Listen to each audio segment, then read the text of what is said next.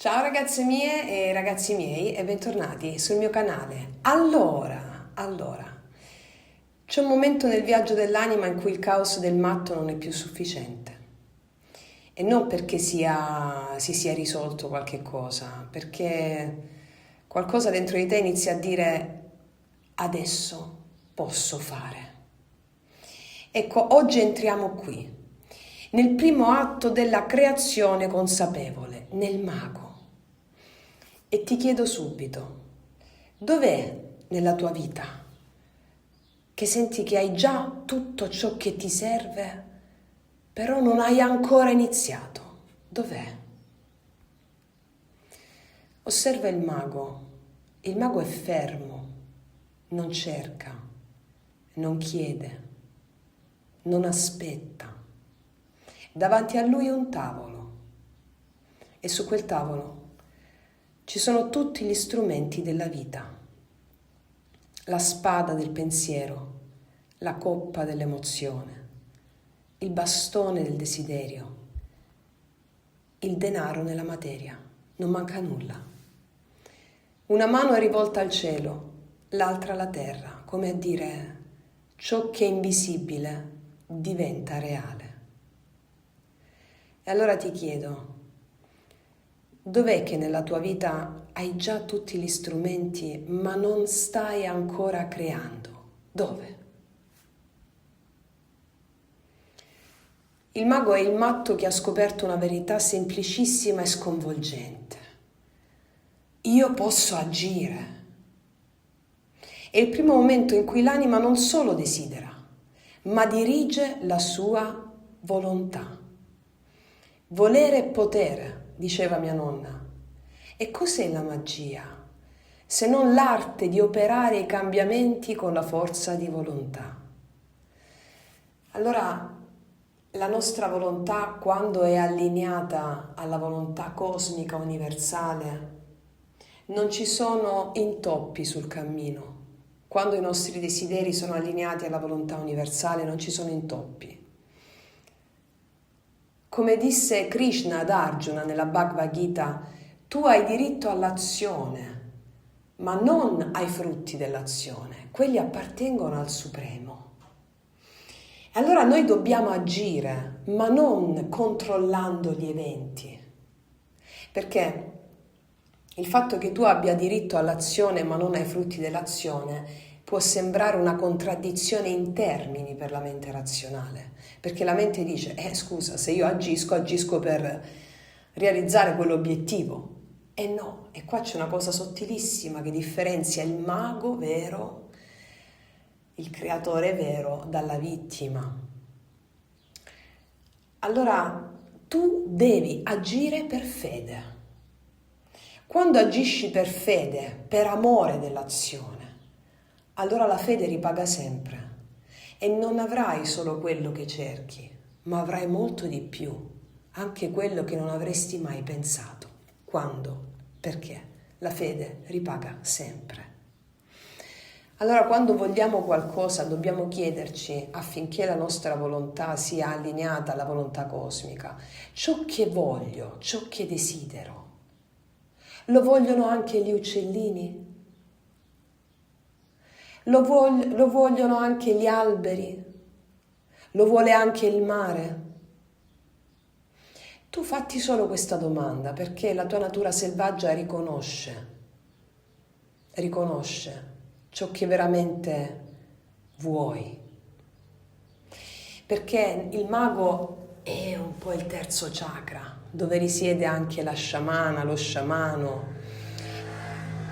E allora, affinché tu sia allineato alla bellezza, devi farti queste domande. Affinché l'ego non prenda il sopravvento e faccia impazzire Kundalini. Allora in questo momento esatto l'eros nel mago prende forma, è la coscienza che entra nella materia. Il mago potremmo ricondurlo nel mito a Hermes, colui che attraversa i confini tra cielo e terra, lo psicopompo, tra invisibile e invisibile.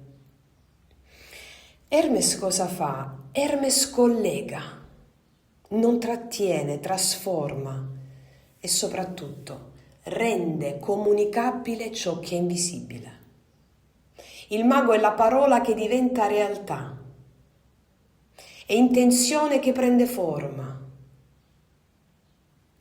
Allora ti chiedo, le tue parole stanno veramente creando ciò che desideri oppure ciò che temi? Per James Hillman la psiche non è fatta di concetti da correggere, cioè è fatta di immagini vive da incarnare. E il mago è il momento in cui l'immagine interiore smette di essere immagine proiettata e diventa gesto. Non sei più attraversato dal mito, inizi proprio a partecipare alla sua creazione. Dov'è che nella tua vita stai ancora aspettando il permesso per iniziare qualcosa che è già vivo dentro di te? Dove? Per esempio, se hai un'idea che ritorna sempre, se senti un impulso che rimandi, se percepisci un potenziale ma non lo stai attivando, allora il mago è già in azione dentro di te. Quindi è la tua stessa capacità di iniziare. Quando il mago perde la centratura diventa manipolazione, te lo stavo dicendo prima, con quello che diceva Krishna ad Arjuna nella Bhagavad Gita. E allora quando diventa manipolazione e controllo degli eventi, controllo dei risultati, si disperde l'energia, usi il potere senza coscienza, usi le parole che confondono invece di creare. Dov'è che stai usando il tuo potere senza coscienza e senza presenza? Adesso ascoltami senza rispondere mentalmente, va bene? Lascio solo che queste domande che ti faccio lavorino dentro di te. Un po' come la maieutica, no? Si fa la domanda e la lasci aperta. Dov'è che nella tua vita hai già tutto ciò che serve, ma non stai ancora creando?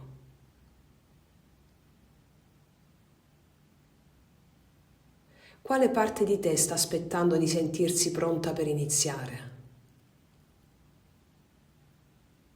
Le tue mani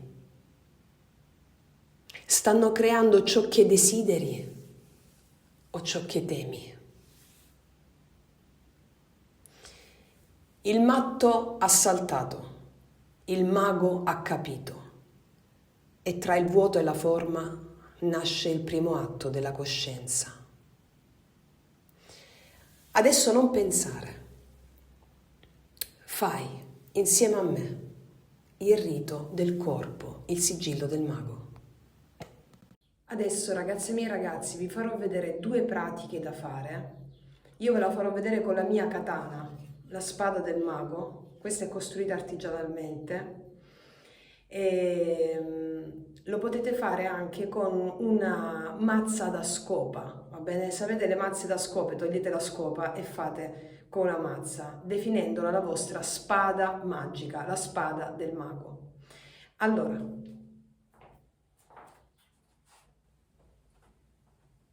uniamo il cielo e la terra, uniamo l'invisibile al visibile. Ricordiamo che l'anima non parla e non capisce per concetti, parla per gesti, riconosce i gesti e li incamera dentro di sé. Partiamo con la spada in questo modo. Unisco il cielo e la terra. Impugno la spada in questo modo, pronunciando il mantra che unisce il visibile all'invisibile e viceversa. Impugno la spada e pronuncio distruggendo ogni ostacolo che si frappone tra me e la realizzazione dei miei obiettivi. Lo faccio una volta a destra e poi di nuovo a sinistra.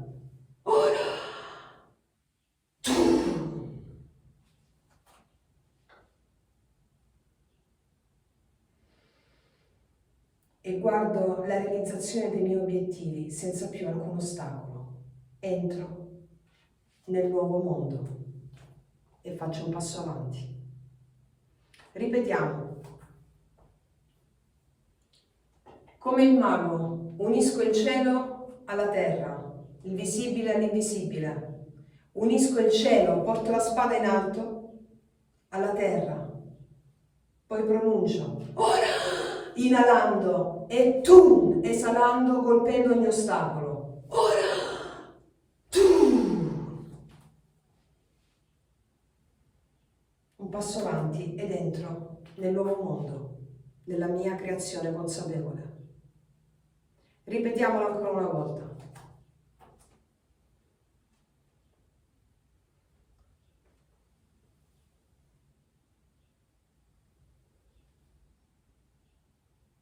Ora, tu. Ora, tu.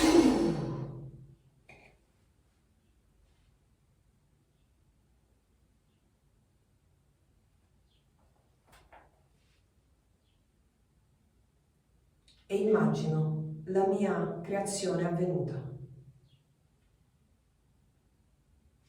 Ora, se non avete la spada, anche una scopa, ripeto, il mazzo, la mazza di una scopa la benedite come vostra spada rituale. Potete farlo anche con dei pezzettini di legno più piccoli, magari li prendete in mezzo alla foresta. Questa è una spada meravigliosa creata da Alessio proprio per realizzare le magie e sciamanizzare durante i rituali. Allora, potete farlo anche con dei legnetti che trovate sotto degli alberi. Non spezzate mai il ramo a meno che non lo chiedete allo spirito dell'albero. E poi lo benedite e lo usate come vostro bastone o bacchetta rituale, ok? Adesso ve lo faccio vedere anche senza la spada.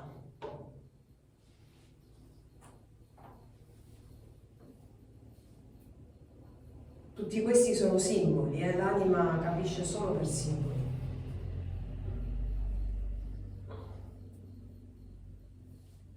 Indossate la vostra cappa magica se ce l'avete, va bene anche senza. Immaginazione, visione, corpo, materia, il punto in cui l'invisibile diventa visibile.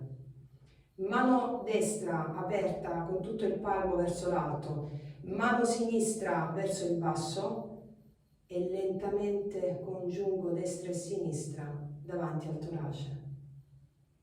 Ripetiamo, mano destra aperta verso l'alto, mano sinistra aperta verso il basso, unisco il cielo alla terra e congiungo le mani lentamente verso il centro del petto dove l'invisibile diventa visibile, pronunciando il mantra, ora, inalando, esalando. Contemplo per qualche istante la mia creazione consapevole. Ripetiamo, unisco il cielo alla terra. Ora,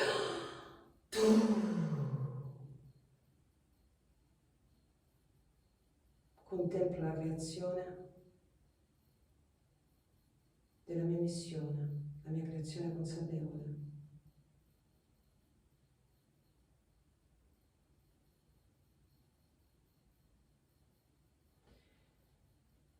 Immaginate la vostra creazione e il vostro obiettivo e ripetete il rito del mago. Mano destra in alto, mano sinistra in basso, unisco il cielo e la terra. Al torace, l'invisibile diventa visibile. E contemplo la realizzazione del mio obiettivo.